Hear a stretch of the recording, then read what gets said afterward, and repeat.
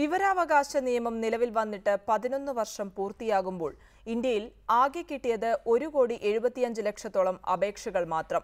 കൂടുതൽ അപേക്ഷകൾ ലഭിച്ചത് കേന്ദ്ര സർക്കാർ ഓഫീസുകളിലുമാണ്. അപേക്ഷകളിൽ കേരളത്തിന്റെ സ്ഥാനം 8ാമതാണ്. സാധാരണക്കാരായ ജനങ്ങൾക്ക് വേണ്ടിയുണ്ടാക്കിയ നിയമം അവരിലേക്ക് എത്തിയിട്ടില്ലെന്നതാണ് കണക്കുകൾ സൂചിപ്പിക്കുന്നത്. 2005 ഒക്ടോബർ 12-നാണ് ജനാധിപത്യത്തിന്റെ വസന്തം എന്ന് വിശേഷിപ്പിക്കുന്ന വിവരാവകാശ നിയമം നിലവിൽ വന്നത്.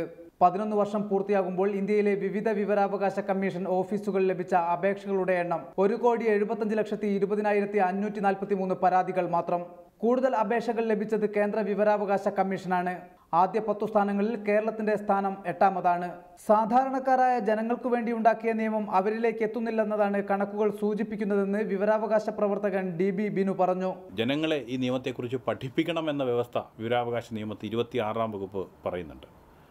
കാര്യമായ ശ്രമങ്ങളൊന്നും കേന്ദ്ര സംസ്ഥാന സർക്കാരുകൾ ചെയ്തിട്ടില്ല. അതുകൊണ്ട് തന്നെ ഈ രാജ്യത്തെ ഏറ്റവും ദാരിദ്ര്യം അനുഭവിക്കുന്ന ആളുകളുടെ ഇടയിലേക്ക് നിയമം എത്തിക്കാൻ സർക്കാരുകൾ പരാജയപ്പെട്ടു എന്ന് പറയാം. സംസ്ഥാന വിവരാവകാശ കമ്മീഷൻ ഇപ്പോൾ ഏകാംഗ കമ്മീഷനായാണ് പ്രവർത്തിക്കുന്നത്. നിലവിലെ 5 ഒഴിവുകൾ നികത്തുന്നതിനാവശ്യമായ നടപടികൾ സംസ്ഥാന സർക്കാരും കൈക്കൊണ്ടിട്ടില്ല. 2012-13 വർഷം വരെയുള്ള റിപ്പോർട്ട് മാത്രമേ കമ്മീഷൻ സംസ്ഥാന സർക്കാരിന് നൽകിയിട്ടുള്ളൂ. 30 ദിവസത്തിനകം ലഭിക്കേണ്ട വിവരങ്ങൾക്ക് 4 വർഷം വരെ കാത്തിരിക്കേണ്ടി വരുന്നതിനാൽ വിവരാവകാശ കമ്മീഷനെ സമീപിക്കുന്നവരുടെ എണ്ണത്തിലും വലിയ കുറവുണ്ടാകുന്നു. രാഷ്ട്രീയ പാർട്ടികളെ വിവരാവകാശത്തിന് കീഴിൽ കൊണ്ടുവരണമെന്ന ഉത്തരവ് 4 വർഷം മുമ്പ് ഉത്തരവിറക്കിയിട്ടും കേന്ദ്ര സർക്കാർ നടപ്പാക്കിയിട്ടില്ല.